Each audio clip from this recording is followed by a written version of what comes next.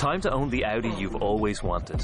Because until February 28th, you can enjoy the Audi A4 with a complimentary style pack, saving you over €4,500. So, all you have to do is choose the colour. Call into your local Audi dealer during the 191 sales event. Terms and conditions apply while stocks last. And this is our plan of attack. Banks have become an essential threat to our democracy. So consider this justice. Thank you for listening to Revolution Radio at freedomslips.com, the #1 listener-supported radio station on the internet. Please help support this station so this battle can continue forward. Revolution Radio!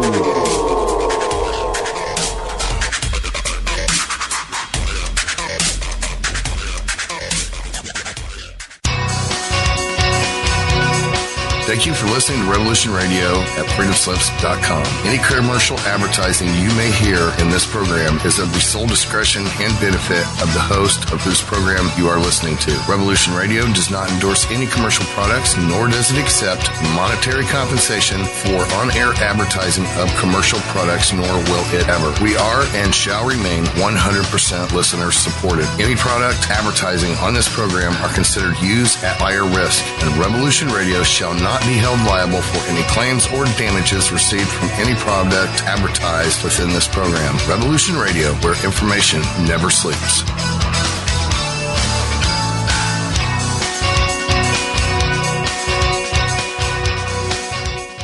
Do you or someone you know suffer from poor circulation, shortness of breath, or chest pains? Are you looking for a more natural solution to help overcome these problems? People tell us that after just a few months taking Extendivite, their doctors have noticed unexplainable improvements in their overall health. For more information, visit heartdrop.com or call 1-877-928-8822. Extend your life with Extendivite. And tell them Nighthawk sent you, because if you call this number and tell them Nighthawk sent you, you'll get $5 off your first order at extendivite.com. Thank you. The opinions expressed on this radio station, its programs, and its website by the hosts, guests, and call-in listeners or chatters are solely the opinions of the original source who expressed them. They do not necessarily represent the opinions of Revolution Radio and freedomslips.com, its staff, or affiliates. You're listening to Revolution Radio, freedomslips.com, 100% listener-supported radio, and now we return you to your host.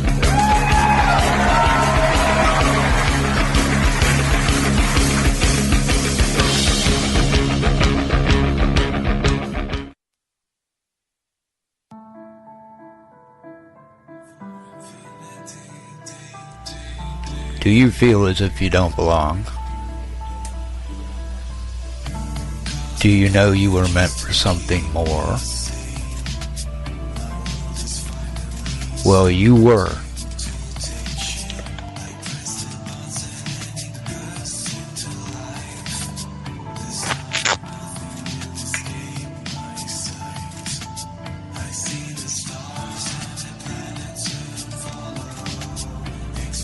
Knowledge of who you are and where you really are from is within your reach.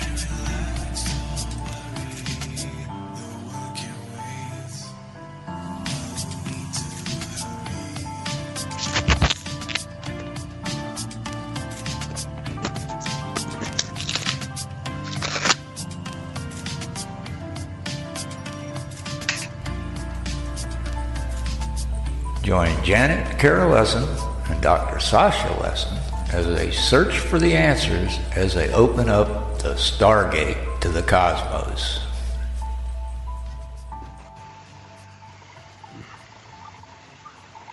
Aloha and welcome to Stargate to the Cosmos on Revolution Radio, and I'm your host, Janet Carol Lesson, and my co-host is Dr. Sasha Alec Lesson. Our producer is Thomas Becker. And today we have a very special guest, Michael Macintosh. And he's a very interesting person. He claims to be a time traveler that was part of a top secret experiment in which he got a chance to see the future.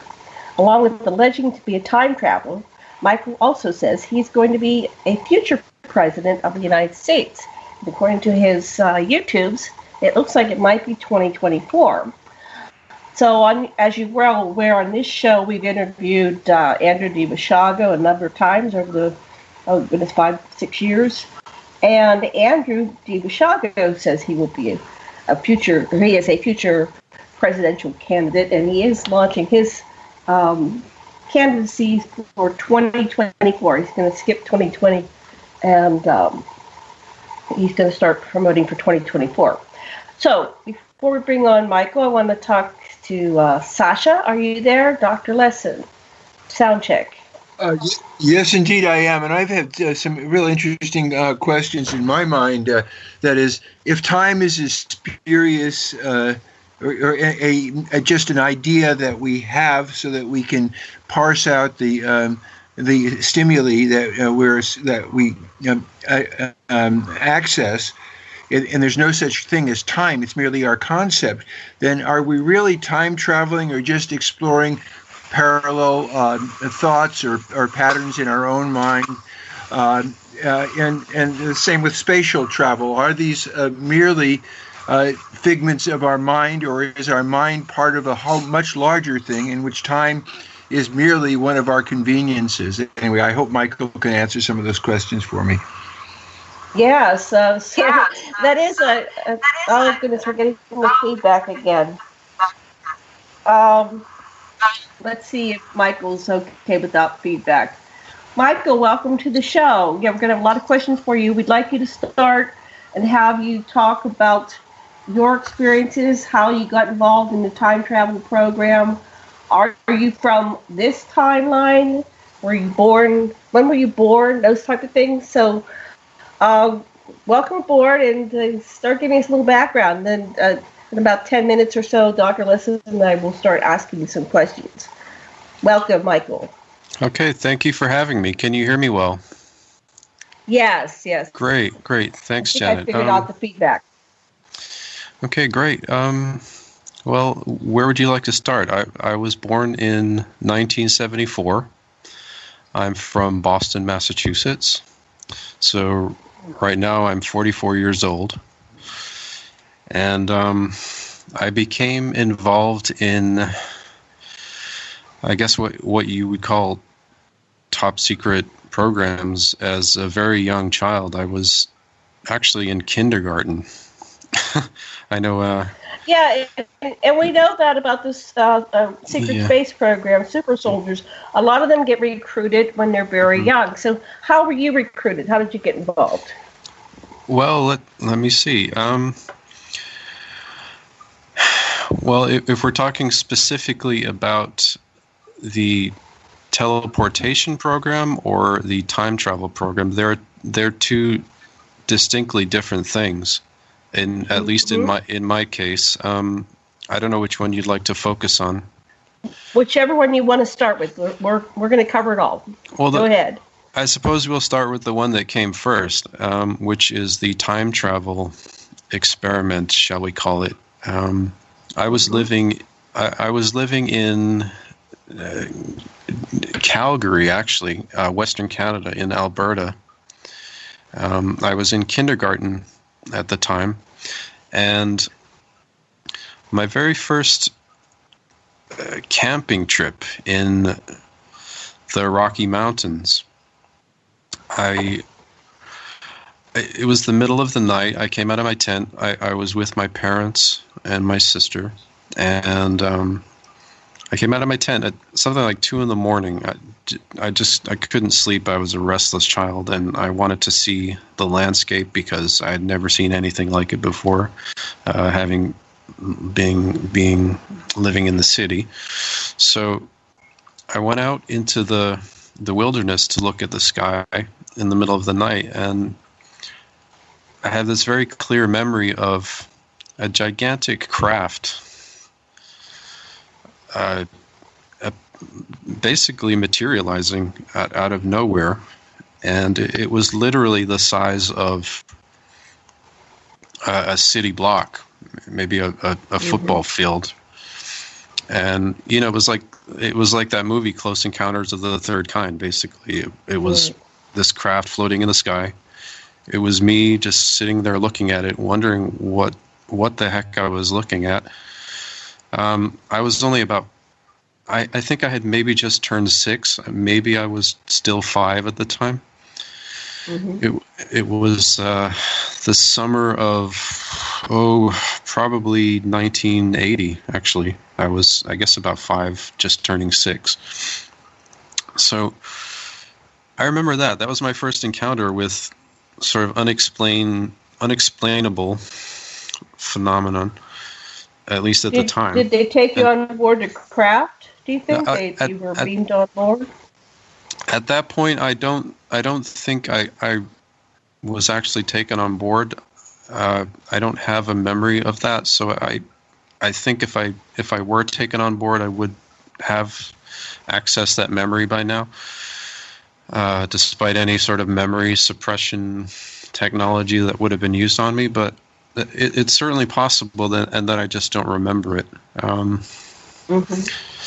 But then a few weeks later, literally a few weeks later, I was at home this time in our tiny, semi-detached house in Calgary in the city. And it was, again, like 2 a.m, and I literally felt myself floating, like, outside into the sky, like a sort of a tractor beam or something like that was pulling me out of my bed and through the wall. And next thing I know, I'm on this craft, and it was, basically like what you see in the depictions of the Roswell incident. It was the same type of craft and the same type of beings. And I have memories of literally, going all over space and time at that point, and then literally being put back into the same time and place that I had been taken from, but that a very long period of time had passed from the point in time in which I was picked up until I was put back. Was it like hours, weeks, years? How long passed? Well, it sounds. I'm sure it sounds crazy to a lot of people, but it. I really believe that I had gone on a journey that in real time had lasted perhaps thousands of years, 100,000 years, perhaps even, and that I had been put back. Yeah, I know, and that I had been put back into the moment from which I was taken from. So we've actually heard many stories like that. I know you may have heard about those before, but we've heard many stories about people being returned and regressed back to the age they were when they were taken. Right. I certainly believe that advanced civilizations would have the technology to do that. I mean, we're not that far from doing so ourselves. So, but then, I was put back, and then from that point onward, I was sort of throughout my childhood, regularly visited by these same beings wherever I happened to be living.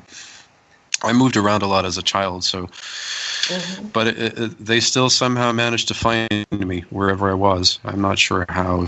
Maybe they put a tracking device in me somewhere or something like that. I have no idea, but that's what they typically do. Yeah, so you were talking about the Zetas with the gray aliens with the large eyes. Yes. Yeah, about how tall were they? Well, I'm trying to remember. The first time I saw them, I suppose I was 5 years old, so they were taller than me. I was five or six. I suppose they would have been about the height of, say, a a human entering, adolescence. On the average, some were taller, some were shorter.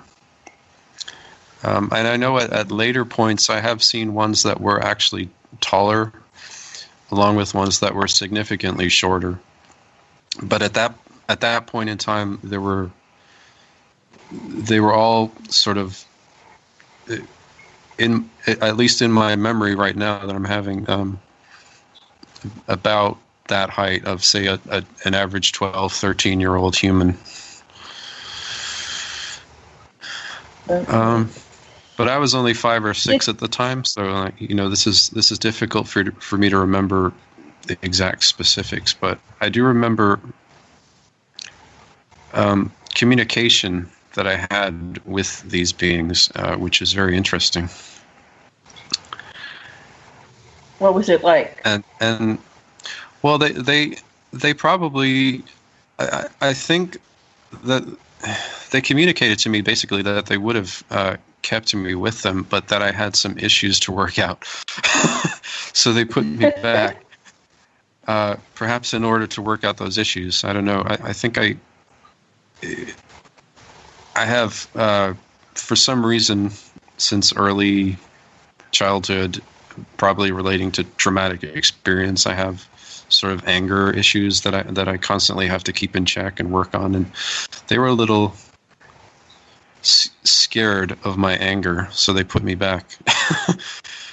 Oh, okay. Yeah. Were they talking to you in language, or was it telepathic, or how did they communicate with you? It was telepathic communication through telepathy, and and so, but here's the thing: at that point, when they had taken me, I had been to and observed a future point in human history, in Earth history, not too far from now, maybe like 50, 100 years from now or so, and having, and I had accessed somehow, had been shown a history record of times coming up, and I had been shown by these beings that I somehow myself would play, or at least be a participant in a very important time in human history, and be sort of a recognized figure, perhaps a leader of some sort, and be sort of remembered in the history books for some things that I would do or be a participant in. They weren't. It wasn't too clear and specific at that point. Mm-hmm. But this is where I kind of started to realize that maybe there was something different about me as a person, and that I was meant for something. If that makes any sense. Yes. Uh-huh. But then later on, literally a few months after that, the second experience, the first time that I was taken aboard a craft, I was sitting in my kindergarten class, and some men in black came in and asked me to come and help them with some project. They needed my help for something. They asked me a few questions. For some reason, they asked me if I was Irish. They wanted to know if I was Irish, which I am as well. My mother is actually from Dublin, so I'm a dual U.S. Irish citizen. So they were definitely interested in me and something that I had to offer. So they asked me for my help, and so I said sure, and I went with them to this. We got in a car and drove to a warehouse, where I was then teleported from this warehouse to a building that I later discovered was in El Segundo, California,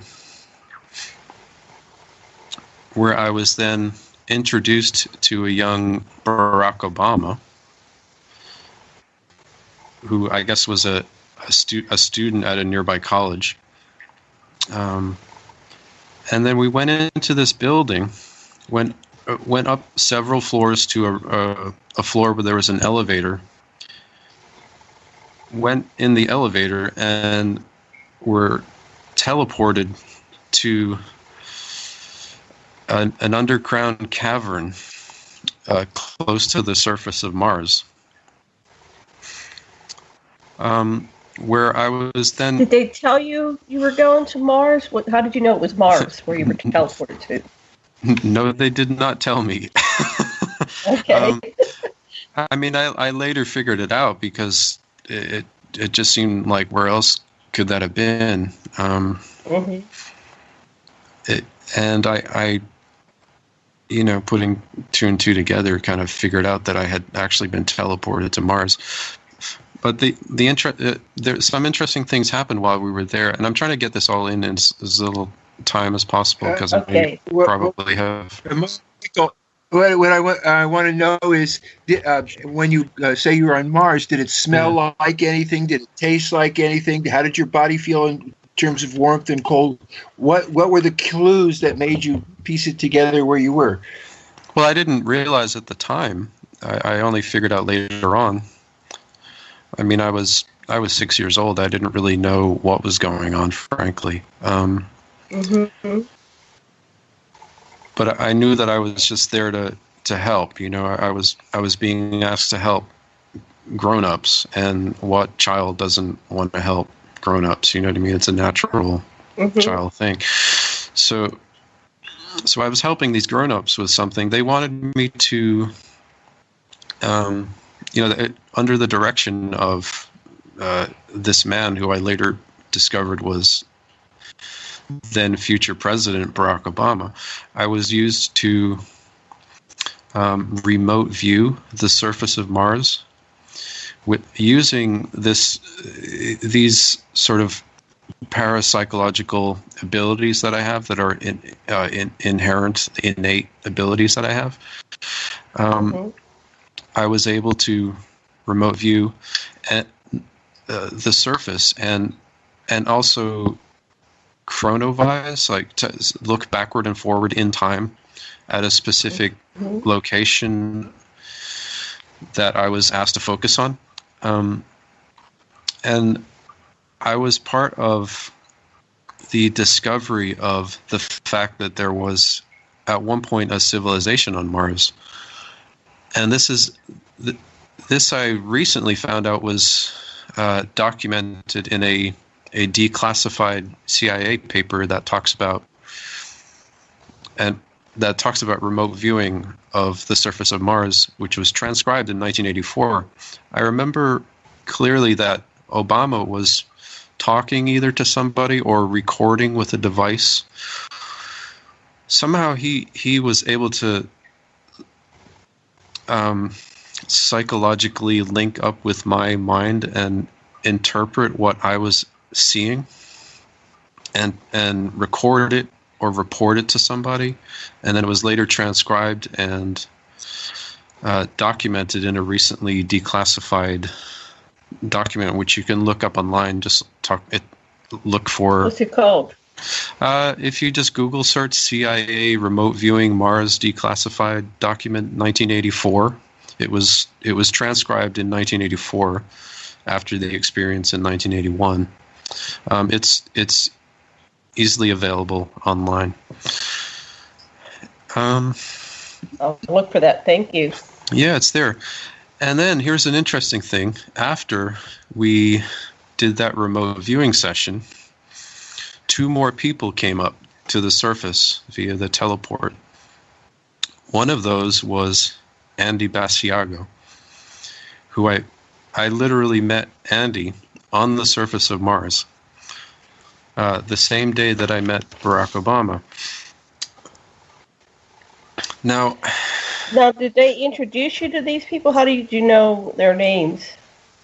Wait, you didn't say who the other one was. Who was the other one? Who was the other? Too. Yeah.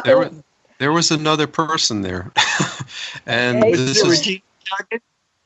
well, excuse me? Was it Regina? No. No, don't be witness. No. Who was the second person? The other person was my future self. Oh my goodness. Yeah. So this is where it starts to get a little crazy because I at how that old was point your future self? Older than I am right now, but not a whole lot older. Maybe in my early 50s, late 40s, I suppose. I didn't really know who these people were. I just remember their faces. I don't forget faces. Mm-hmm. I was never told what any of these people's names were or anything like that. And I sort of wonder if Andy even knew who the other person was. I think he might have thought it was a person named Courtney Maurice Hunt, which is which is certainly an alias that I myself would use in the future if I ever were to time travel back to, say, 1981 and teleport to the surface of Mars with then 19-year-old Andy Basiago. This is fun. Yeah. Isn't it fun? Yeah, this is really funny. Mm-hmm. But let's see. Well, once those two other people got there, 5-year-old me and Obama and the two other people all went out onto the surface of Mars through what I think was like a hole in the rock or something. And we were out there on the surface of Mars without breathing apparatus, without need for, radiation protection or anything like that. There's an atmosphere there that is perfectly suitable for human life. However, the thing that would make it hostile to human life is the fact that there are other species on the planet, which we quickly found out when some of them started to discover our presence and came to try to eat us. So, I believe it might have been Andy and my older self had weapons and started shooting at them. And so younger me, 5-year-old me, started getting a little irate, and I said, "What am I doing here?" And then 19-year-old Obama said, said something to the effect of, "We got to get him out of here. We got to get him back." But I remember something that Andy said when he came up. Initially, he asked to Obama, pointing at me, "What's he doing here?" As though he knew who I was and that I really shouldn't have been there. Which technically I really shouldn't have been. My presence there on the surface of Mars as a 5 or 6-year-old child was, especially the fact that I hadn't even been living in the United States, and I was effectively drafted as a 6-year-old kindergartner living in Canada into a top secret U.S. military project was certainly not the most legal of things. Right, I was going to ask you, how did they even get you out of school? I mean, what teacher would deliver a young child to some people? Did you get any information on that? Right. Well, I mean, it's been discovered that over time our government has teleported as many as 100,000 people to the surface of Mars, most of whom have died. Probably as a way to ensure that Mars is a legally recognized United States territory, and thus our government can lay claim to it because we've had a continuous presence on the planet. I think that this is what this made is all those about. people die? Around 100,000 people. Do you know what was the major cause of death? I would presume that most of them were eaten by the creatures that are up there. There are creatures, and there's another sort of humanoid species up there. We'll just call them the Martians because they're like us. They're people. They just look very different, and they communicate differently. They communicate through telepathy, and I was able to sort of temporarily lock on to one of them while I was up there mentally and gain some communication from them. And they really are sort of regretful of the fact that their ancestors blew up their civilization, and they really wish for humanity to travel to Mars and help them rebuild their civilization. That was really the gist of the communication I got from the Martian humanoid species. The other creatures just wanted to eat everything. Right, they were just very primal. Yeah, they're not very advanced. They're just hungry and eat, and that's about it. Did the U.S. seem to have any kind of permanent colony there? I've heard from other people like Randy Kramer, and Penny Bradley, they had some colonies there. But that could be a different part. It's a big planet. But did you see any permanent colonies there or ruins from previous colonies? I didn't see that, but I did when we got there see that there had already been people there because there were tools and equipment and boxes of this and that and the other stored in the underground cavern that we were in. So it was sort of obvious that people had already been there before I got there. Although I may have been one of the first remote viewers to kind of really figure out that there had been a previous civilization there, and it just I think that they really chose me or selected me because I had been recognized somehow as having this remote viewing ability, and I'm not too sure that it's that common or that it was that common in children in the late 70s, early 80s. So I kind of get the impression that that's why I was selected for it. It seems, just to interject here, that first ship that they were scanning you, and they are looking for people that are telepathic, they're naturally telepathic. Right. So when you were scanned, they probably realized that you have this. Not everybody can instantly communicate telepathically with other beings, and then you have the remote viewing skills. So that's probably why they came and got you. But I'm wondering if your teachers might have been kind of zombied out so they would let you be taken, because that doesn't seem like normal behavior. That's a better lifetime, and they let a child be taken out of their kindergarten. What are your thoughts on that? It's certainly possible. I'm having difficulty remembering all of the details of how I got out of my class and into the car to drive to the warehouse.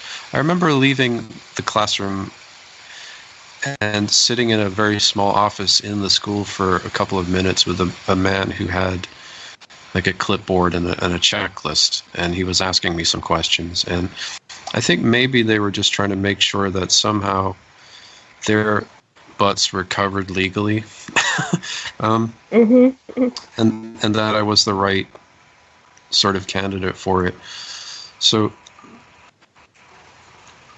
I mean, I was just a child at the time, and a child just does naturally want to help people. I think that's just in the nature of a child. I have a 5-year-old son myself, and he likes to help me clean up, and it's just in his nature.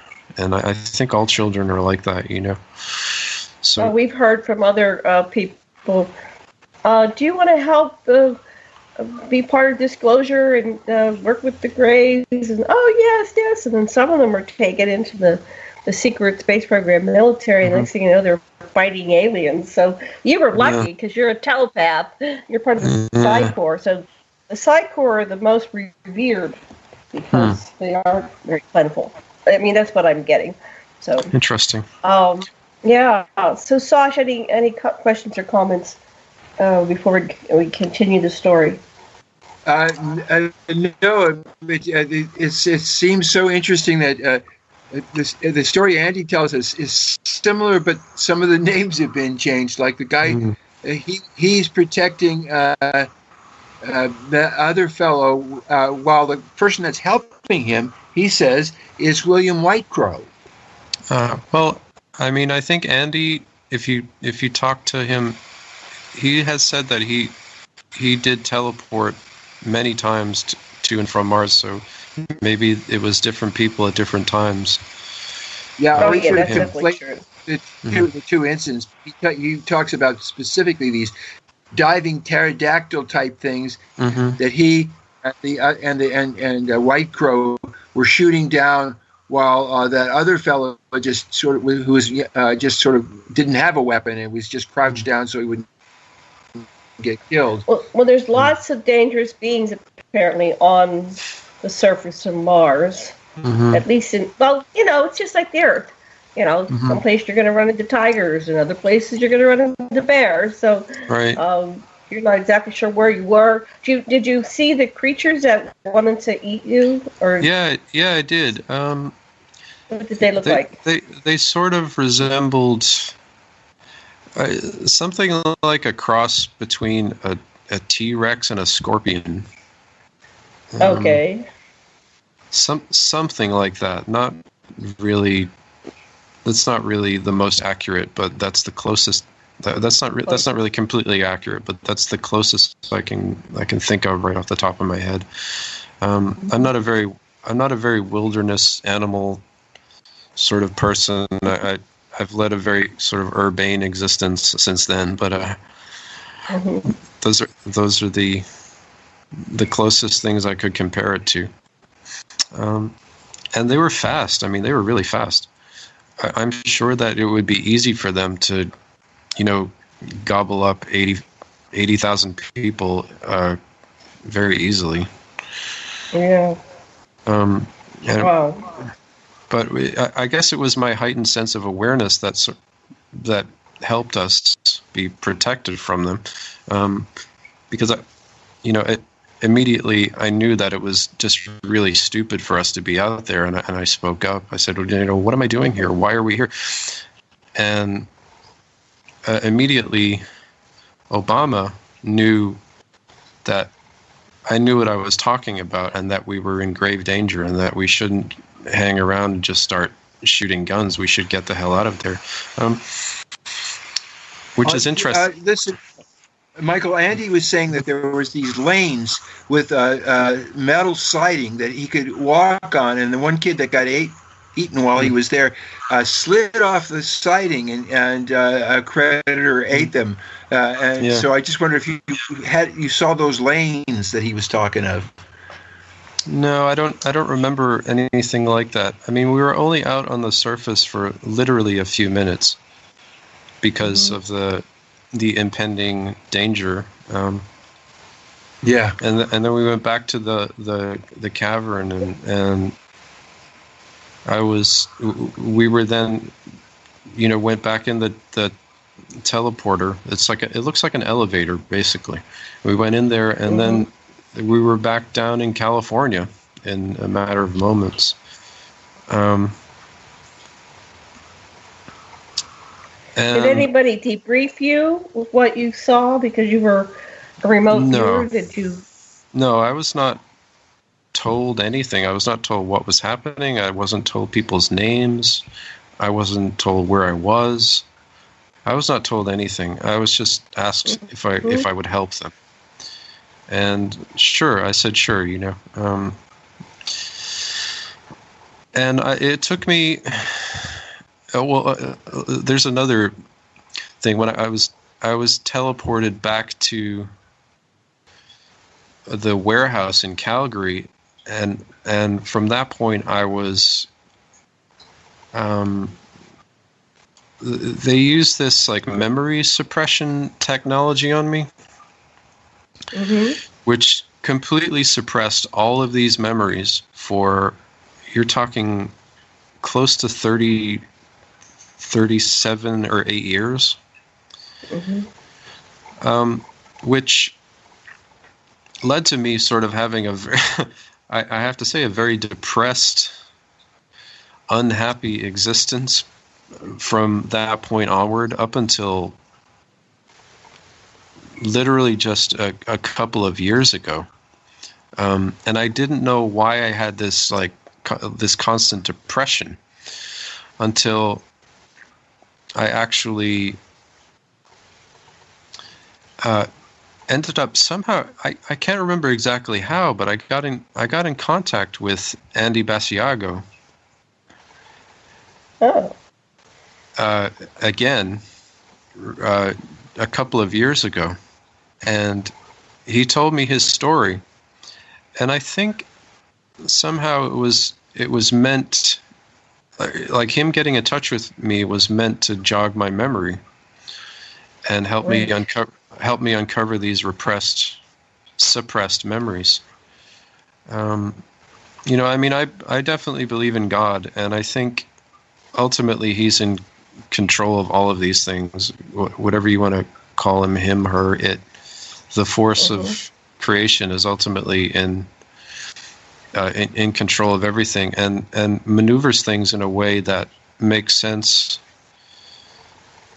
for the person uncovering the truth of what they're uncovering the truth of. And for me, that's what I needed to really kind of realize that this had actually happened to me, and that there was a reason why I was depressed, and it was because of the memory suppression. And when I started to remember, my almost lifelong depression went away completely, and I've been fine since. It's amazing. It's great. Now, did Andy get in touch with you, or you get in touch with him? I'm trying to remember, and I can't remember exactly, honestly. I think what happened was I came across his social media presence, and we ended up talking. And we had several very lengthy chat conversations via Skype and Facebook, and before that I had actually worked sort of informally with the Obama administration. Tell us about that. not really realizing that I had already met Obama, and in fact I had met him after that too, because it seems as though he and I think Andy were checking in on me periodically over the course of my life. Whether they will admit that or not is another thing entirely. But I do believe that they were checking up on me. So have you done any regression work on this to try to uncover memories or meditation? What do you do to get additional memories back? I have. I've done a lot of it. And it is, coming back very clearly. I had really, the most difficult thing was to fight through the Wernicke's commands that they put in when they suppress your memory to try to make sure that you don't. Wernicke's commands. Wernicke's commands. WERNICKE''S. There's sort of these like subconscious triggers that are implanted in your mind that say, don't remember this or you'll become sick. If you remember this, somebody will die. If you remember this, you'll commit suicide. If you remember this, bad things will happen. So the inclination then is to not want to remember because you associate it with a potentially painful experience. But for me, I'm a redhead, so yeah, pain is not really a huge deal to me. You know what I mean? So I really got through the Wernicke's commands once I started to put a few of the pieces together. Mm-hmm. I started to get through those very easily. I was sick for about 2 weeks when I started to remember everything, and it was really like, you know, there was no reason I should have been sick, but I was. It was because I was struggling to remember and fight the programming that I had been subjected to. Well, we're hypnotherapists, and we work with people that have programming, and I didn't know that we were called Wernicke's commands, but we've encountered this over. But sometimes people, they just start talking nonsense. That's another thing that happens. So, but yours was triggered to get sick. Yeah, a lot of people get sick. They just, yeah. Okay, so you work through this because you're a strong redhead, Irish redhead. Yeah. And okay, so I took you off of the Obama and thing, them tracking you. We'll go back to that. I just want to make sure you were complete with that thread. So they were checking on you. So does Obama have clear memories that you know, or do you think they use these suppression, mind wipe type things? What are your thoughts? I do believe that probably Barack Obama has been subject to very serious programming, and that even if he were to remember these experiences, he would probably never talk about them, especially relating to me, because of the fact that my involvement in any of this is completely illegal. Because I was a small child, and I know that publicly it would be detrimental for anybody involved in this who was an adult at the time to admit that there was a 5 or 6 year old child hanging around in advanced technological programs. So it will be very difficult to get any of these people to fess up. But if they're listening to this, Barack or Andy, if you guys are listening to this, I want you to know that, you know, I don't hold it against you, because you guys were basically kids too, so it's not really your fault. There's nothing to be afraid of from me. I'm not someone to be afraid of.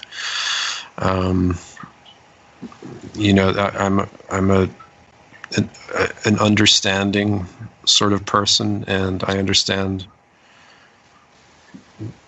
you know, even as a 19-year-old, 20-year-old, early 20-something, it's very difficult to say no to authority figures. Well, they make you feel like you're doing something to, you know, really help people. You're a patriot, you're a good citizen, you're a good person, you're the hero. So they really pump you up, and then they mind wipe you anyway, so you don't remember it, and then you're doing it again. So a lot of people have these dual lives where they're doing all these fantastical things, you know, in between their regular 3D lives. So yeah, we forgive everybody, because they're somehow recruited into this.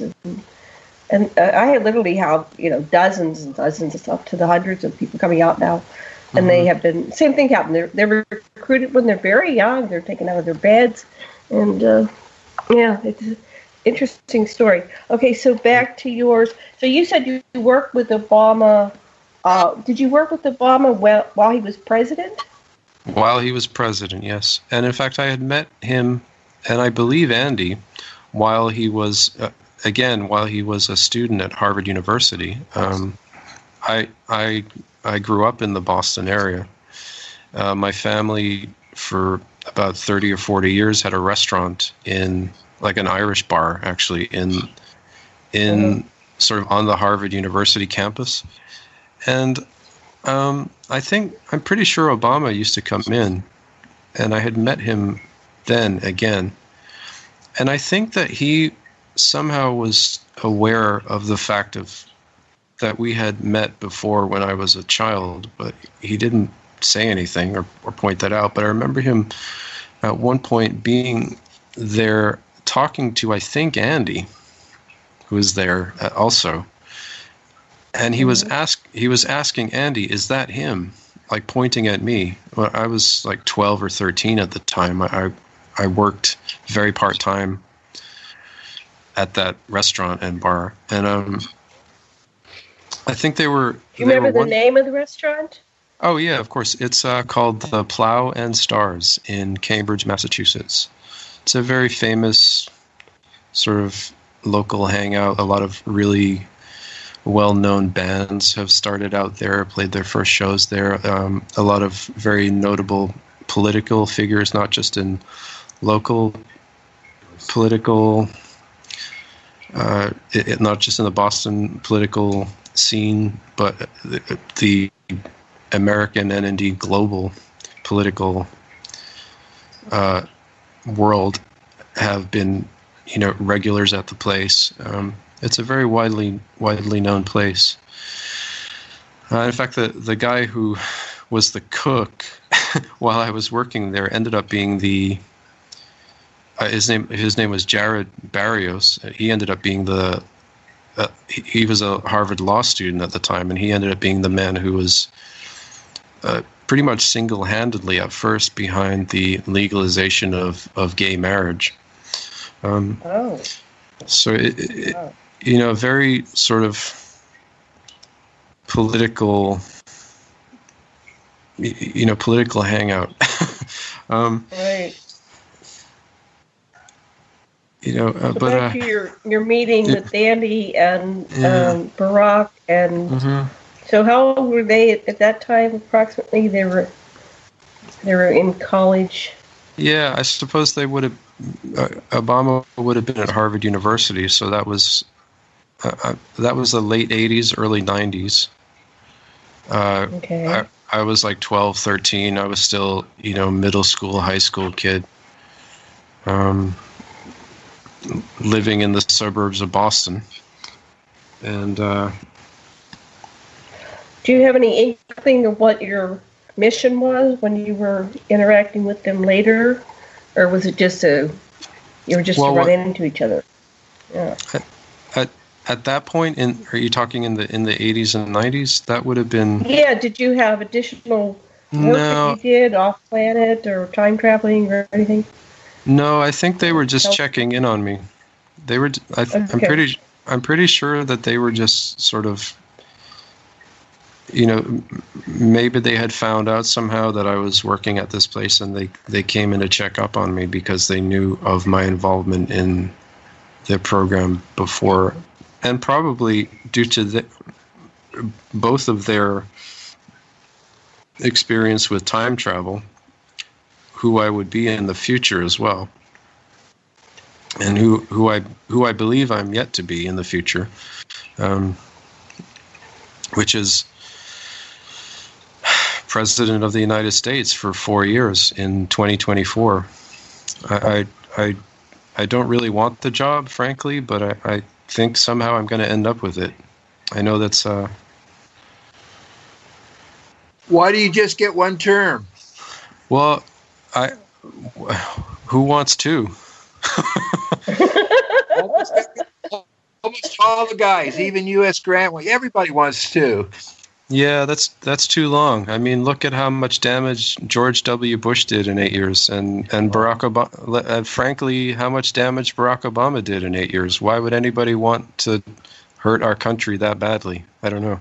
I agree that 4 years is a lot better for everybody, but most politicians used to being powerful. Yeah. Well, I'm not a politician, so I'm not a politician. I will never be a politician, frankly, and I think I have more in common with perhaps Donald Trump than political types of people. I mean, I've never even voted. I have never voted. I did not. Yeah, and then you said that, was it you that said that Martin Luther King's granddaughter will follow you in 2028 or something like that? I definitely believe that we already know who some of the future U.S. presidents are, yes, and one of those is Martin Luther King Jr.'s, I believe, great-granddaughter, Yolanda Renee King. And I'm pretty sure I know who a few others are in the future. I believe Andy we'll have to talk about that after the break. Yeah, but go ahead. Andy will. Well, I believe. Go ahead. I believe Andy will be in for 8 years, from 2032 until 2040.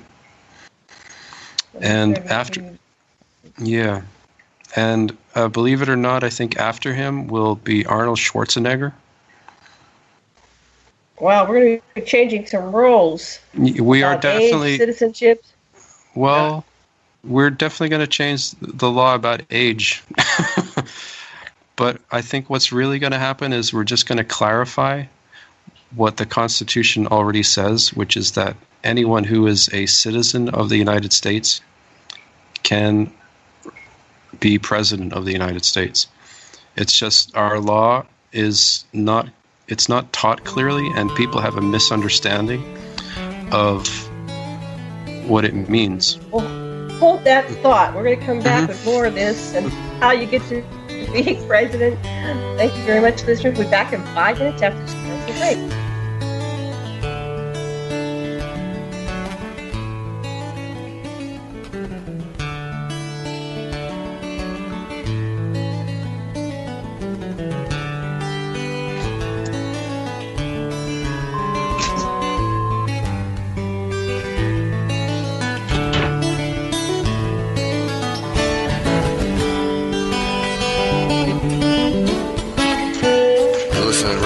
Radio at freedomslips.com. We'll be right back after this message.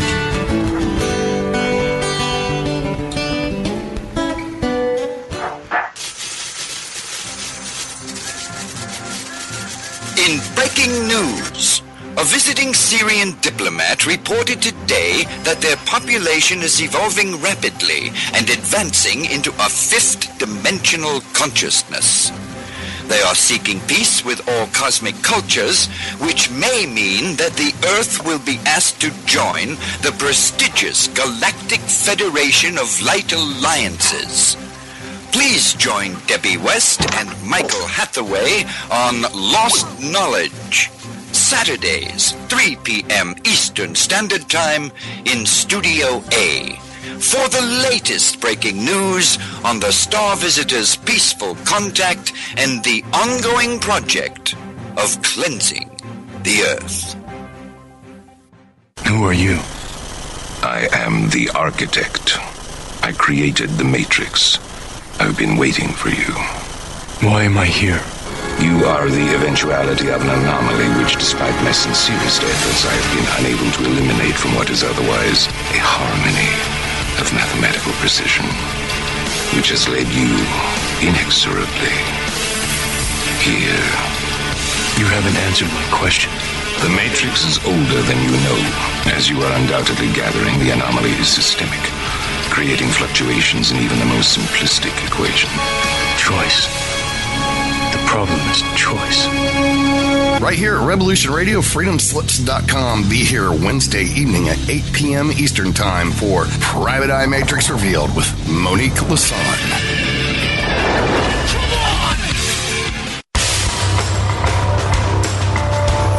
Hello, my name is Mr. Rowe. I am the host of Reality Extraction on Revolution Radio at freedomslips.com. I utilize logic, intellect, and magic to methodically atomize, vivisect, analyze, examine, study, scrutinize, and extract an essence of reality from a fog of illusion and confusion. You can find me on Studio B every Thursday at 1700 hours Pacific Time. That's 8 p.m. Eastern. No topic taboo, no subject too strange. I strive to take a neutral standpoint during the dissection of the topic at hand. That's Reality Extraction with Mr. Rowe on Revolution Radio.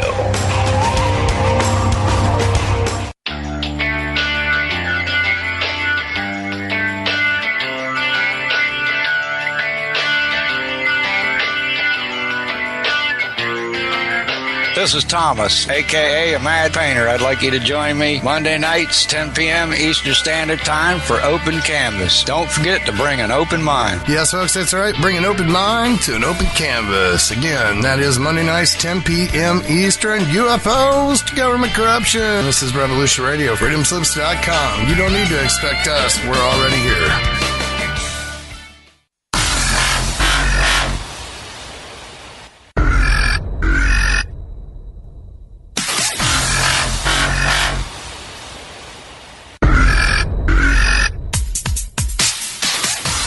Thanks for tuning in to Revolution Radio. Here at Revolution Radio, we are listener-sponsored and commercial-free. But there still are bills to pay. In order to raise some needed funds to cover the cost, our station is offering a silver special. In the continental United States for a $60 donation, or in Alaska, Hawaii, or Canada for a $70 donation, we will send you an uncirculated 2018 1-ounce pure silver eagle. The $70 donation, the extra 10 is to cover shipping, by the way, outside of the continental United States. When making the donation, you must put Silver Eagle promo in the notes on the donation. And thank you for tuning in to Revolution Radio at revolution.radio and freedomslips.com. Without you, there is no us. Revolution Radio, where information never sleeps.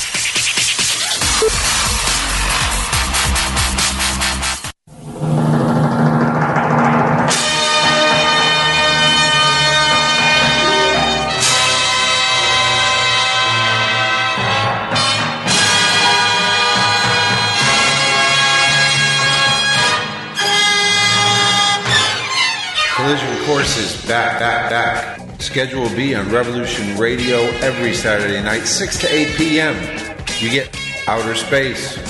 You get honest answers, real researchers, truthful answers, and a place to engage with questions. Take part in the discussion. Revolution Radio on freedomslips.com hosts Collision Course every Saturday from 6 to 8 p.m. Eastern, 5 p.m. to 7 p.m. Central, 4 p.m. to 6 p.m. Mountain Time, and 3 p.m. to 5 p.m. Pacific Time.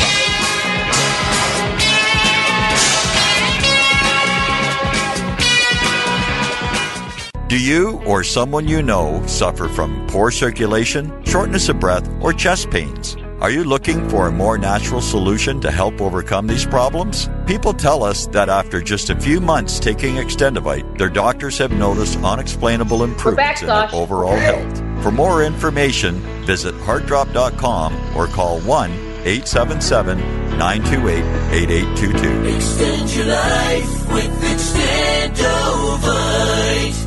And tell them Nighthawk sent you, because if you call this number and tell them Nighthawk sent you, you'll get $5 off your first order at extendovite.com. Thank you. The opinions expressed on this radio station, its programs, and its website by the hosts, guests, and call-in listeners or chatters are solely the opinions of the original source who expressed them. They do not necessarily represent the opinions of Revolution Radio and freedomslips.com, its staff, or affiliates. You're listening to Revolution Radio, freedomslips.com, 100% listener-supported radio, and now we return you to your host.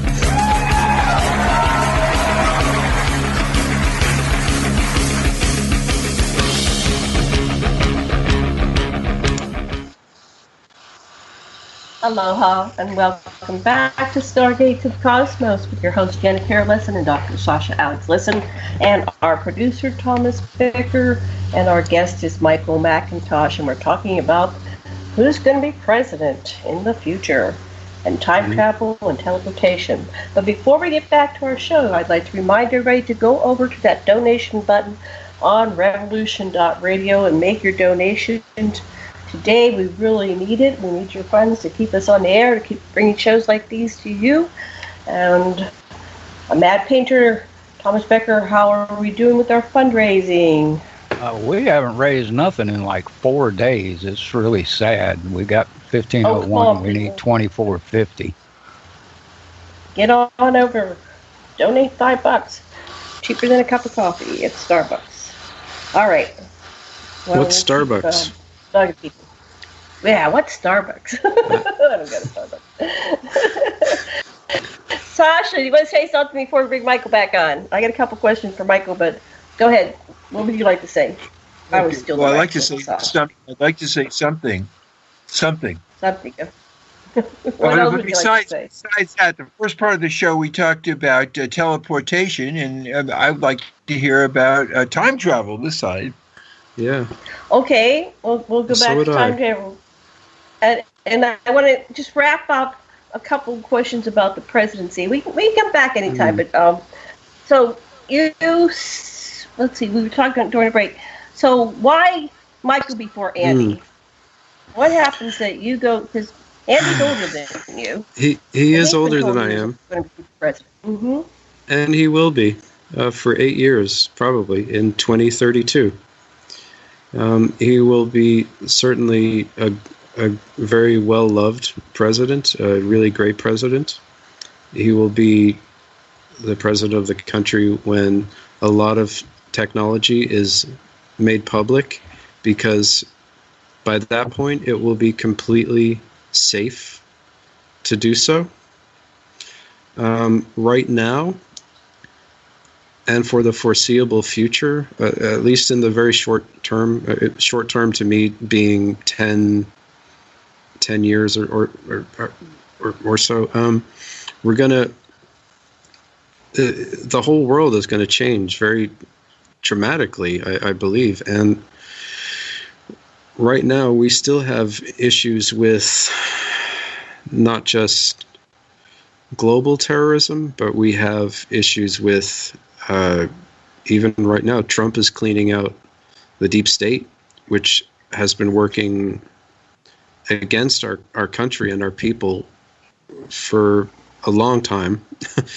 And basically attempting to sabotage any sort of natural progress that our country and people would make. So we have a lot of work to do ahead of us. I think what the deep state is, because it's always been confusing. Sure. What is the deep state? Wait, can't hear you, Sash. What? Ask the question after the answers this one. Go ahead. What is the deep state? Everybody keeps talking about it. I don't even know what it is. What is it? Oh, wow. I mean, it's not clear what it is. I mean, some people think it's a faction of the Illuminati, it's the Archons, it's the Royals, it's the President. I mean, there's so many theories about what really is the deep state. It's part of the breakaway civilization. It's the Nazis that are in. It's programs. Yeah. At this point, it's a conglomerate of things that are working collectively to undermine the spirit and nature of the United States of America, which is to protect freedom for not just its citizens, but but be sort of a guiding light, if you will, for freedom for the rest of humanity. And they've been trying to shut that down since 1776, basically, haven't they? Really? Let's be honest. But we've reached a point where their time is pretty much up. I mean, Donald Trump is doing so much right now that the media just doesn't even talk about. People have been arrested, tried, put away in jail, all because of actively working against the United States of America. Some of these people being former presidents, including George W. Bush, George H.W. Bush, possibly Barack Obama is in prison right now because of treasonous activity against the United States of America. And this is happening all across the board in Washington, D.C. So who's walking around? Are they clones? We've been hearing about clones. Who's walking around? They have clones. Yeah, if there's somebody walking around that, like Obama's seen getting on a plane, or yeah. Who is that? Is that a clone? Apparently, they have clones of all the major figures. Yeah, well, there certainly is cloning going on. I would assume that probably there are clones of Barack Obama. But the actual Barack Obama is likely in prison in Guantanamo Bay right now because of some of the things he got up to as president. specifically relating to the events of September 11th, 2001. It's come out now that our very own government, including George W. Bush, Dick Cheney, Michael Chertoff, and a number of other traitorous Americans and either dual Israeli or Israeli intelligence were the perpetrators of 9/11, and that it wasn't some Arab Muslims with box cutters, and that was a gigantic lie. This has been... Well, we know that they've had that plan to do that since the 70s. Right. Mock yes, trials, make it. So that's when George is a little kid. Right. Well, there's really like somebody even beyond that. Like those are the puppets. Right. Where's the puppet master? Well, these people made money. The puppet master is probably George Soros, right? I think that's been established.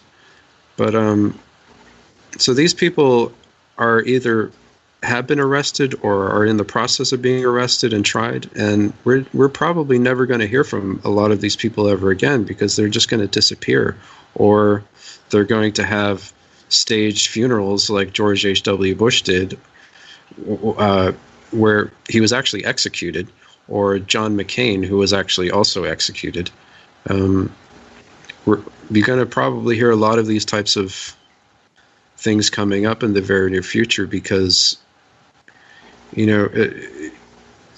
these people have to be taken out of the government for the United States of America to move forward and to help usher in an era of progress for not just for America but for the rest of humanity. And their agenda is either to keep it all to themselves or to maintain the status quo, which is an oppressive system that has been gradually ushered in, contrary to the initial spirit of the Constitution of the United States of America. So it's going to take 8 years for these people to be gotten rid of, and that's why we're going to have Donald Trump in again, I think. Whether or not they try to impeach him, that's another thing. But I think whoever takes his place will certainly just continue his work until it's completely done. And I would certainly know how to do that myself, and not just that, but not just take care of those problems domestically, but take care of those problems worldwide. Because of my experience and training with military, I come tell us about your experience and training in the military. Yeah, we need to get that piece of the story. I come from a very, very, very long line of military people. I mean, my family have been involved in military in some capacity for probably hundreds of years at this point. Going back to, some of my family were on the Mayflower. Some of my family fought in the American Revolution, the Civil War, the War of 1812, etc., etc. All of the wars. It's the same thing with my family. Yeah. We go back to Mayflower. Right. John Shook fought in the Civil War. Yeah. Mm-hmm. And then some of my family were Irish, and they fought against the British to get the British government out of Ireland. So I'm sort of like a genetic mix of just revolutionaries from all over the place. But so it's sort of in my nature to know how to take care of these things. Whereas perhaps for somebody else, it might not be a natural thing. For someone like me as commander-in-chief, I would be very easily able to take care of a lot of these problems in under 4 years, because I do not sleep. And one thing about the Irish you really should know is we know how to fight. don't piss off an Irishman, or you're in big trouble, especially if he's got an army at his disposal. It's just it's a losing game. Well, the Irish are a special genetic culture. Right. Anyway, if you go back in history, apparently that was like an Anunnaki Enki colony after the Battle of Sodom and Gomorrah and stuff like that. So that faction went up there. So they're very special fighters. Yeah. Yeah. Okay, And, so you've got this background, and you're going to come in. Now, how do you go from your normal regular? What do you do with your life now? You're like a dad. You have 2 kids. Yeah. Well, I had been working for sort of as a kitchen cabinet member for the Obama administration, actually. What does that mean, a kitchen cabinet member? Well, he has the president has his official cabinet, and then he has people who are the kitchen cabinet, who are his actual advisors, but don't officially hold a position in the government. I was basically the go-to person for advice on military strategy on all of the campaigns that Obama was successful with during his 8 years. That was pretty much me. So how were you? Were you living there? Were you living in the area? Were you in Washington? Did they call you on the phone? How did they get to your advice? They have ways. I don't know if it's smart to go into the specifics of how the president taps people for advice on how to solve problems. I think that might pose a security risk, so I don't know if I should tell you. But I will say that it was. I will say that it was basically me that was his main advisor for all of his successful military campaigns. And let me emphasize successful ones.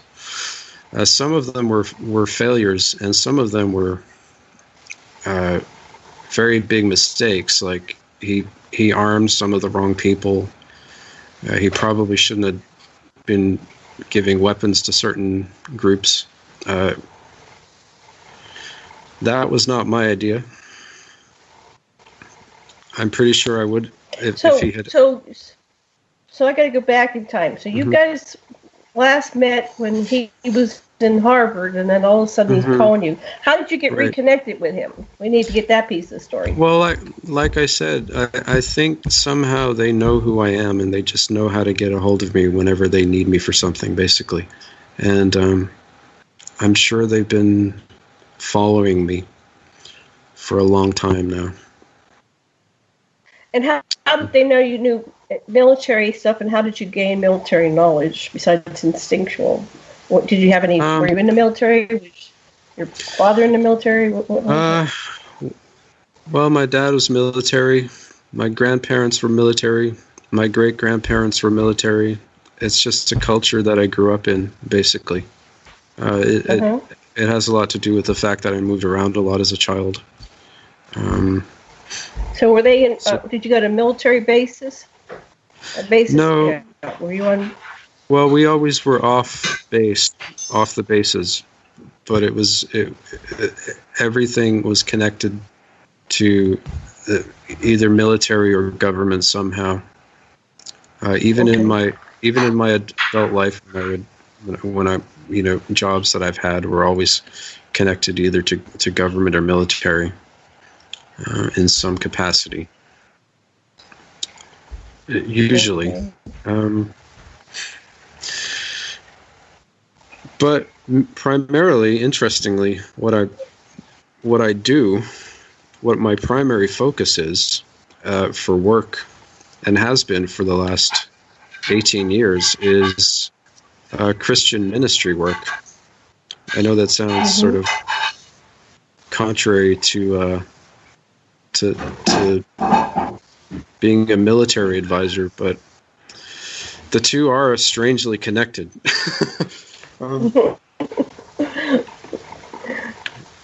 Yeah, that's an interesting. Yeah, I'm not sure exactly how they're connected, but okay. So but I've heard various things, on that line as well. Yeah. Oh, okay. So you were working as a kitchen cabinet member for Obama for 8 years. So you advised him not to do certain things, and he went ahead and did it anyway. And they were the unsuccessful campaigns. Well, those were the things that I didn't advise him on, actually. He didn't ask my advice and went ahead with certain things that ended up being fairly disastrous. But when he did ask my advice... So what was his crime? Yeah, so he did these... Was that his crime, why he ended up in Guantanamo and he's got a clone walking around? Or what was his crime? Well, he has been...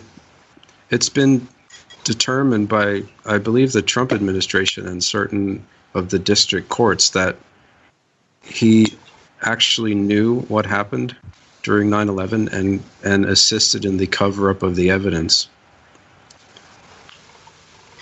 Okay. So whether he did that under coercion or what, that's to be determined, I suppose. But he probably did cover up the 9/11 incident. He probably did aid in covering up the truth about it. Okay.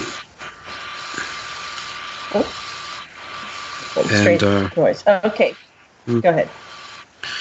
And as you know, that was used as a justification for the invasion of Iraq and then the subsequent invasion of other countries in that region and in North Africa. For whatever purpose, I really, we could go on. We could talk about that for hours and hours. The whole 9/11 thing is, the whole 9/11 thing is just very, it goes all the way to who's really running the world, which is you mentioned it, the corporate. It's called the Interplanetary Corporate Conglomerate, and it's like 300 families or 300 members. I've been talking to a couple other insiders and 300 families. So it's this group that controls all the wealth, all the power, all the politics, everything. They control all the, companies, everything. So what is the goal of that? Are they just trying to wipe it? What George Green says is they were, and he was in the insider meetings back in the 70s. He said they just want to take us down to 500 million people or 500,000 people and just have a depopulation bomb and wipe us out. Is that still in place, or? Well, I mean, I'm not start shifting to the positive, but go ahead.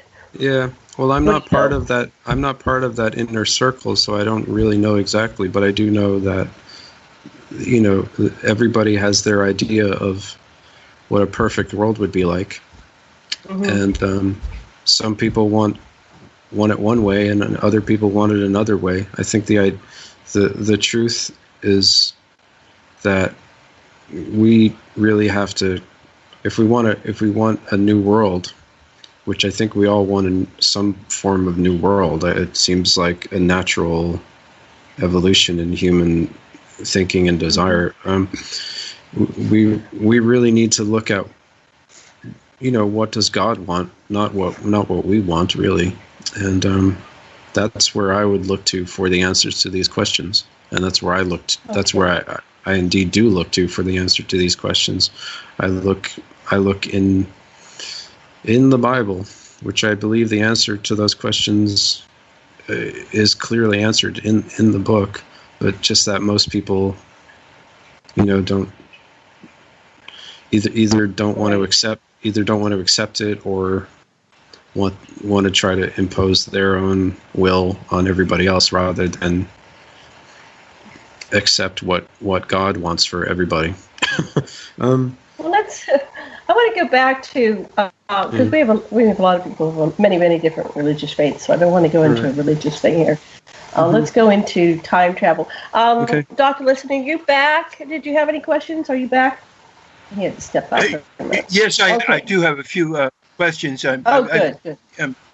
I've totally studied Andy's works, and I know how he would react to and how he proposes to act on things like immigration, the environment, religious freedom, and things like that. And so that, and I know that what kind of things he would do. So I don't know what you would do if you were president about those areas, about immigration, about the environment, and about religious freedom in the United States. Right. Yeah, and to tie in that, how do you know the future? So are some of these things set in stone? We've got another 4 years, you're saying, of Trump, so that takes us to 2024. So what all happens between here and there? And then, because we have about half an hour left. So go ahead and answer Sasha's questions. Go ahead. Okay, so do you want which answer? Sort of what would I do? Let's start with immigration, because I feel so. My heart goes out to the children that are separated from their parents at the bureau. I would just think people should go where there's jobs, and they should be able to move freely among countries. I don't get where Trumpers are at. Right. Well, I would then ask you: have you ever lived outside of the United States? I sure have. I lived in Fiji. Fiji. Okay. Have you ever lived in a third world country, for instance? Fiji's at the time was a third world country. Yes. Really? Were you there for Were you there for a long time? No, I was there for 18 months, and then I went to Tonga. Anyway, it's not me as much as what I want to know is what if you when you're president, what you would do. And Andy's program is so utterly different than Trump's. I don't see they don't even seem like they're in the same ballpark. Yeah, well, here's the thing. I think you're getting a lot of misinformation about Donald Trump, and that's the truth. I think he's a lot more rational and sound in his thinking than the media are portraying him to be. I think if you actually go directly to the sources that officially represent Donald Trump, not the mainstream media, you will see that there's the mainstream media's version of Trump, and then there's the actual Donald Trump, which is, it's vastly different. And I think that happens to everybody who gets up there. There's a public perception and persona of everybody. It seems like everybody that gets up there as president, they get a character assassination, and that just seems really hideous to even do that to someone who's supposed to be a public servant and devoting their lives to it. And as soon as they get to the top, they get character assassination, and they're getting bullied for the 4 or 8 years that they're in office, and we have no respect. And that's been, when I was a kid, people used to respect the presidency, but ever since the last 15 years or so, it's just been, Well, then it's understandable, and that's really understandable. I mean, I think the Bush administration and the Obama administration sort of brought that upon the presidency because of their utterly contemptible behavior, frankly. And, I think that Trump is nothing like the two previous presidents. And this is what people don't understand, is that they're sort of, psychologically imposing their view of the two prior presidents onto Mr. Trump when he's only been in for a short time. He's not really done anything bad for the country, or any other country for that matter. He is trying to fix... Yeah, well, Michael, I really don't want to focus that much on the politics of the current administration, because it's too controversial. What I'd like to do is talk about your time traveling aspect. And let's just go, because that's not really what people want to talk about. I mean, we could spend years talking about that, but let's just go to you and time travel. And how do you get to know who's going to be the president? How far in the future? Were you in anything after the work you did with... when did you go to the future? When did you start time traveling again? And what did you see? Let's see. Well, I've had, since my first experience with, I guess what we call the reticulans, where I time traveled into very far in the future, not just on Earth, but in other parts of the universe, frankly, all over the universe. I did experience that again, and in order to clarify the specific details of the immediate future being the next 100 years, in my eyes, that being kind of the immediate future for humanity. Excuse me, I had a little heartburn here, but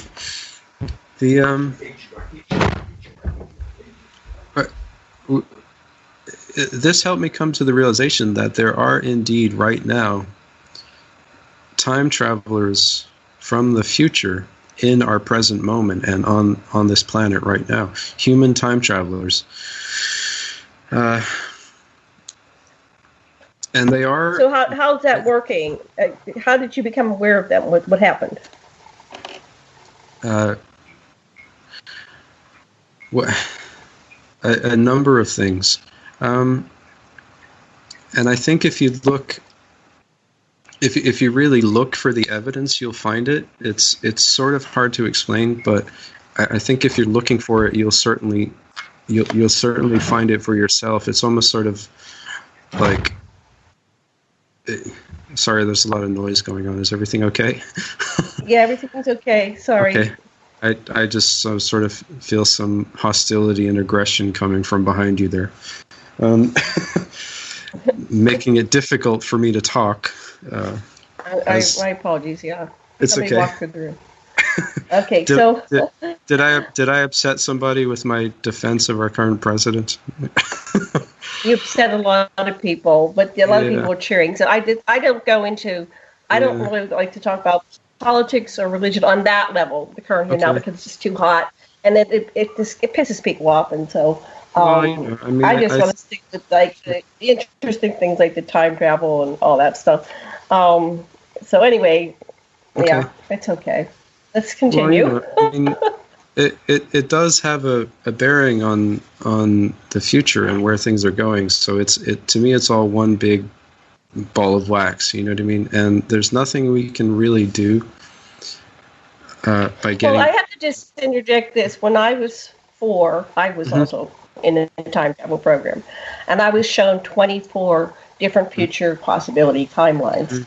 And after I was shown them, they went from utter destruction of the earth, to this is become a stardust, all the way to utopian ones. And about 12 were in the negative side, and about 12 were in the positive side. And at the end of it, they said, "You're the chooser. Which one do you choose?" So my understanding is that it's fluid. It's not fixed, and that us as observer participants can choose which track we want to go into. So it is somewhat mutable and changeable. It's not like set in stone. Right. That's my understanding. But I was, and I was with, I don't think it was the native reticulans, although I've interacted with them. It was some outside of the matrix type, higher level beings were instructing me on what was coming down. And I'm just curious about your experiences. So,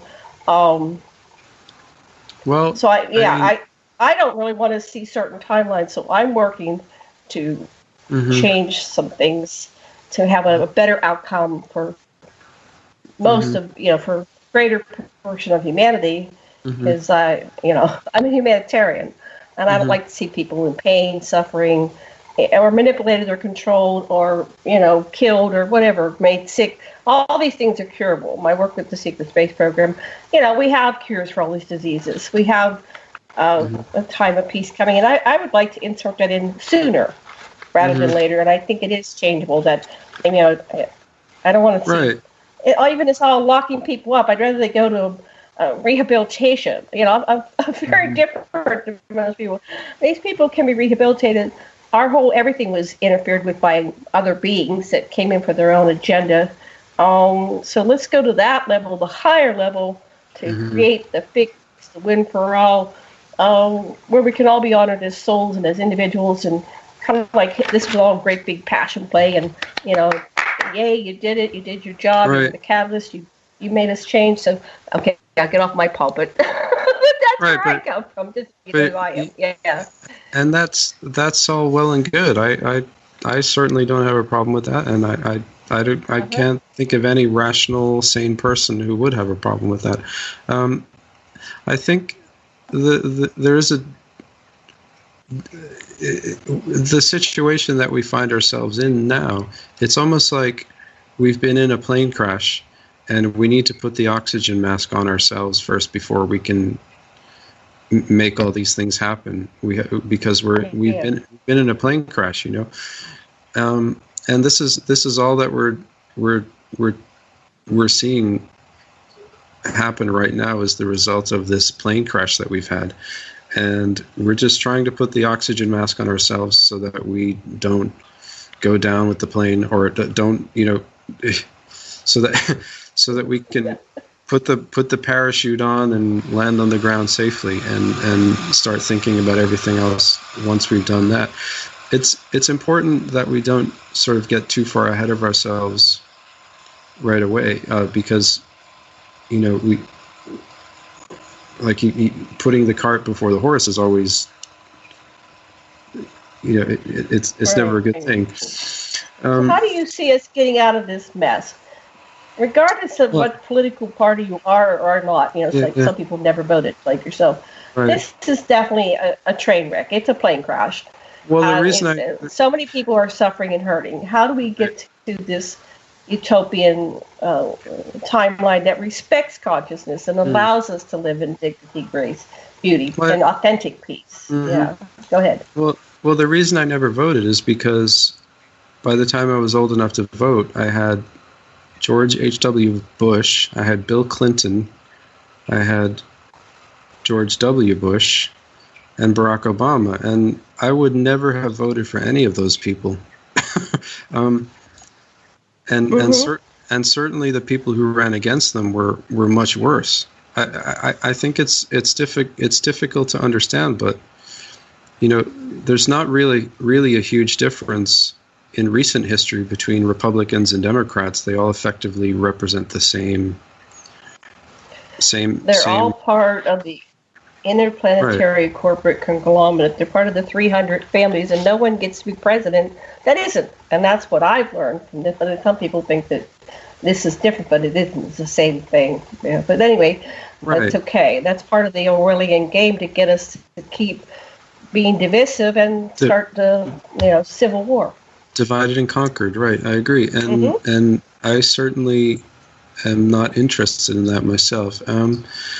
While right now I don't have a political party affiliation, I will probably be nominated by and accept the nomination from the Republican Party. You know, I mean, but ultimately, in truth, like in absolute truth, I consider myself to be a rational, complete and total centrist, and somebody who I believe will ultimately be able to help people get over their sort of petty, trivial things and unite us all as Americans first, rather than Democrats or Republicans first, because, you know, those parties are just tools that we the people, the American people, you can use to benefit us. We're not there to serve those tools. You know what I mean? So this is where my thinking ultimately lies. I mean, we have to use the tools that we have at our disposal. And for me personally, I would be more than willing to probably use the tool of the Republican Party to get what I and many other Americans, hopefully all of us, can agree on certain things need to get done. And that's all that I hope to accomplish, so that by the time 2028 comes around, whoever has the job by that point will have a much easier time, and whoever has the job in 2032 will have a much easier time. And we want to make it easier for the people who come after us, not harder. You know what I mean? That's wonderful. That's how we're going to ensure the survival of humanity, really, and the thriving and prosperity of future generations of people.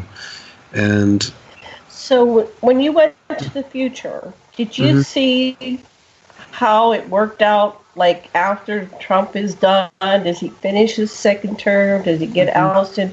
What was the world like after you were done? Did you make a change? What's it like when Andy's done, and then so on and so forth? Well, I don't think it's wise for me to talk about what Donald Trump is going to do, because he is a free agent and he can choose to do or not do certain things.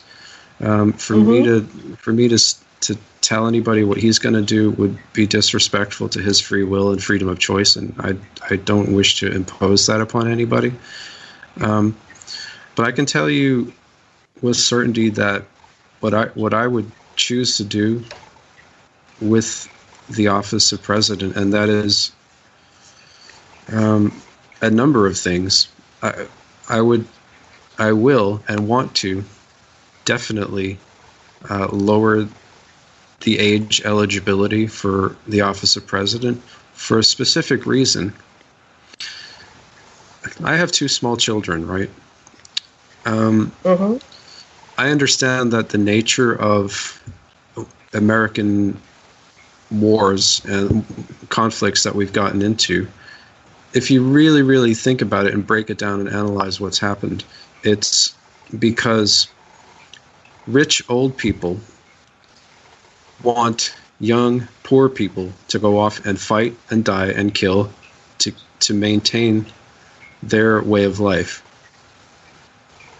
Now, I realize that if a young person, say a 21-year-old or 22 or whatever year old, were in the job of President of the United States, they would absolutely choose other than sending their peers off to fight and kill and die in a war. And provided that we allow our younger people the freedom to have that office, to hold that office, I think that it will reduce our government's inclination towards military engagement and conflict where it isn't needed.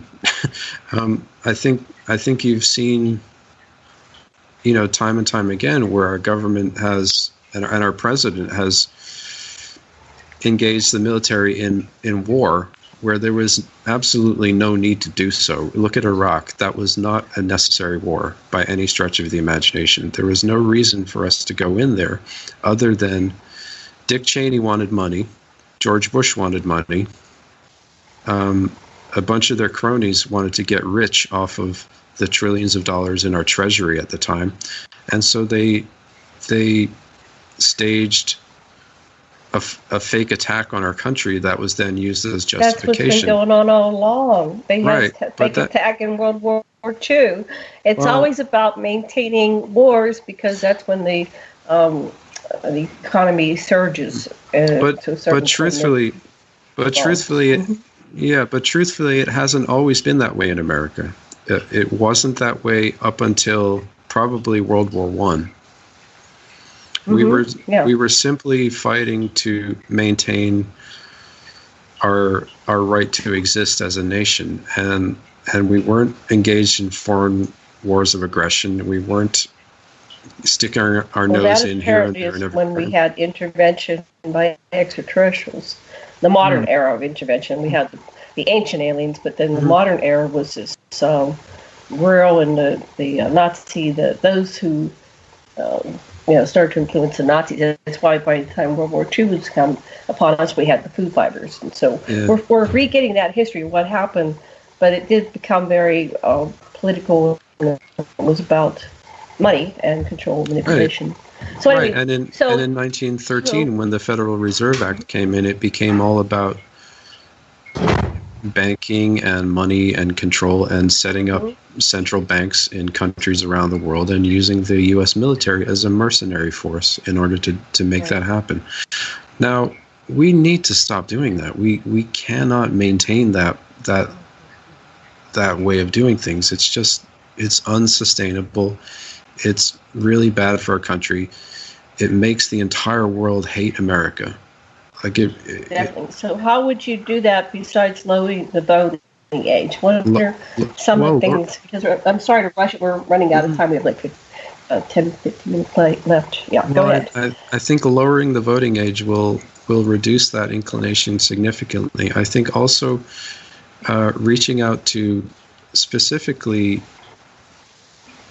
I think reshaping the way our intelligence mechanism works. I mean, we rely on, for instance, British intelligence to gain insight into how we should conduct our foreign policy. That is absurd. We should not be relying on a country that fought several wars with ours and did not even want our country to exist in the first place for intelligence. It's just it's counter. It's completely insensible. We should restructure our intelligence mechanism and gain intelligence about what's going on around the world directly from Americans in those places, not from foreign intelligence agencies who are going to lie to us and manipulate us, and have been doing so for probably 100 years at this point. We need to stop doing that. What else would I do in order to reduce that? I had a couple of other ideas. They're eluding me right now because of the time constraints. Yeah, we can revisit all this another time. But what I wanted to get in before we run out of time is that you alluded to earlier that there comes a point where it'll be safe for technology to be released. And then also I wanted to know, when do we get to know about extraterrestrials and their interactions with humanity? I think we're starting to know that now, don't you? I think it's all been a gradual process. Yeah, it's soft disclosure, but do we actually have more hard disclosure when they start walking among us and we start actively interacting or trading with them? Well, I think what will happen is it'll be on an individual basis. I mean, they probably won't make their presence known to anyone who is hostile or aggressive, because you know that is something they really don't like about humanity, and they certainly wouldn't give us any more access to advanced technology that they have if we continue to treat each other in a poor manner. So really, another thing I guess then that we would need to do is also reach out to countries like Russia and start to build, trade alliances with them and work more in partnership with countries like Russia, who, if you know Russian people, they are fantastic human beings, and they're more like Americans than Americans are now. You know what I mean? It's like they're much more. Right. They've become more American than America in the last 20 years. Yeah. America tends to Americanize the whole world. Our culture is infectious. It just gets out there, and people want to be Americans no matter where they are. Right. Yeah. I have a question. Sure. Real quick. On Apex TV, I spent a couple of evenings watching everything, and they said that by 2028, time travel will be released to the public, and actually sometimes people can tell us about that. Well, certainly in 4 years, I know for a fact that I would be able to clear up any issues that would prevent time travel from becoming public. So definitely in my last year of my 4 years, I would certainly be able to sign off on declassifying that and making it public, because there won't be any risk involved in doing so. That I'm certain of. I know I have that ability and that level of focus on and determination to fix the problems that would prevent it from becoming a public time travel being a public institution. We can have public time travel tours and this kind of thing. If you want to go to, say, the year 3000 and stay there, where the technology is much better and you can extend your life to forever and ever if you want to, by all means, go ahead. If you want to go live in 1810 when it was much simpler, by all means, go ahead. You'll be able to have your choice. Personally, I want to go to 3000 and never come back. But have you been to 3000? I have, yeah. And here's something else I'm aware of, is the fact that I will be president again at a later point. I am basically going to be the second Grover Cleveland. Mm-hmm. So that also, like you said, Arnold will be present. So do we have physical longevity, extreme longevity by then? Because these people are going to be really ancient by. Arnold will be about 90. Arnold will be about 90 by then. So he'll be an old man, but he'll still, he's healthy. He's a tough man. He's a tough guy. And I also extend our life expectancy, because the secret space program says that we already have cures for all the diseases. We can actually rejuvenate people that have died. They can bring them back through these chambers or the rejuvenation tanks where they're put into liquids. Are we going to have those type of technologies? Well, those technologies, it's certainly possible. I don't really know. But because of time travel, those things will certainly be easy to access, whether they're in our present time or in the future, because those things will definitely exist at some point in the future. Whether we develop them as humans ourselves or we obtain them from another species who has already developed them, we will have those things in the future. I don't know at what point humanity obtains that sort of technology. I haven't had access to that information, but because of time travel, we will by default have access to that technology. Another interesting point, I know two other presidents. I know them personally. Yes, who are they? I know them personally. One of them is my currently 5-year-old son, Alexander Michael Macintosh, and the other is my currently 9-year-old daughter, Emmeline Grace Macintosh. They will both serve consecutive 8-year terms. Wow. And I have to tell you, they are absolutely wonderful people. They are the most caring, kind, considerate, thoughtful little people you will ever meet. And I hope you get to meet them. Yeah. Well, I saw your daughter on one of the videos. She's cute. I saw your son in the other one too. So, what are we expecting in the future? We have about 3 minutes. Yeah, go ahead. That little girl will be president for 8 years in 2060. And my son will be president in 2052 for 8 years. And then there will be another person after that, and then I will be president again for 4 years when I'm, I think, about 80 or 90. So. Wow. Yeah. It's going to be very interesting. Why did they ask you if you were Irish? Do you have any insight into that? Yeah, I do. I think it, like you were saying, it might have to do with my genetic.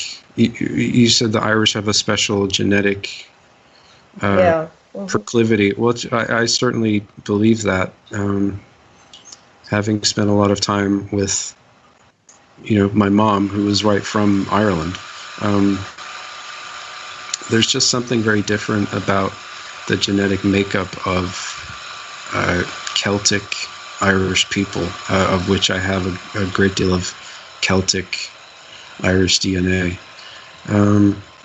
Definitely more. So do I. Yeah, we're definitely more predisposed towards things like parapsychological abilities and extrasensory, all of those abilities like extrasensory perception and astral projection and these kinds of things. These are sort of, I don't know how DNA works, but it just seems like there's something in our DNA that makes it easier for people with this genetic background to do those kinds of things. And those are very useful tools, I suppose, to the United States government that maybe other ethnic groups don't as readily have the ability to access. This is our last minute.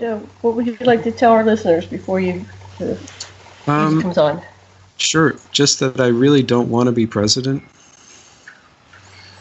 and I think that you're gonna want me to be president though, because it's either me or Oprah Winfrey or Kanye West or somebody really awful. So I don't really want the job, but I'll happily accept it because to spare you guys from the misery that having those people as your president would bring about. Thank you so much, Michael. Fascinating show. Thank you, listeners. Much love and blessings. Aloha.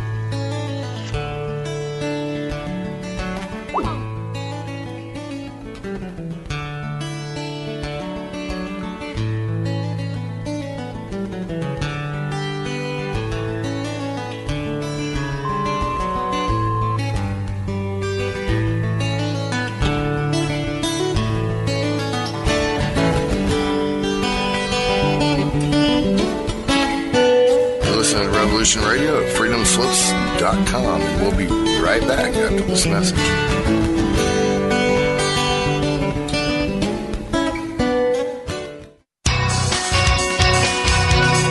Thank you for listening to Revolution Radio at freedomslips.com. Any commercial advertising you may hear in this program is of the sole discretion and benefit of the host of whose program you are listening to. Revolution Radio does not endorse any commercial products, nor does it accept monetary compensation for on-air advertising of commercial products, nor will it ever. We are and shall remain 100% listener supported. Any product advertising on this program are considered used at higher risk, and Revolution Radio shall not be held liable for any claims or damages received from any product advertised within this program. Revolution Radio, where information never sleeps.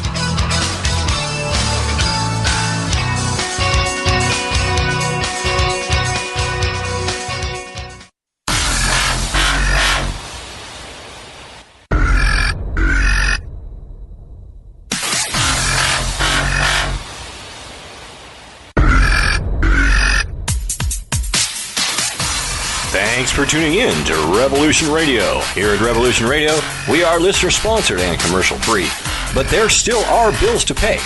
In order to raise some needed funds to cover the cost, our station is offering a silver special.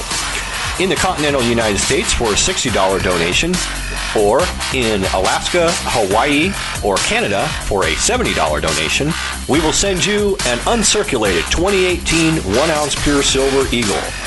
The $70 donation, the extra 10 is to cover shipping, by the way, outside of the continental United States. When making the donation, you must put Silver Eagle promo in the notes on the donation. And thank you for tuning in to Revolution Radio at revolution.radio and freedomslips.com. Without you, there is no us. Revolution Radio, where information never sleeps.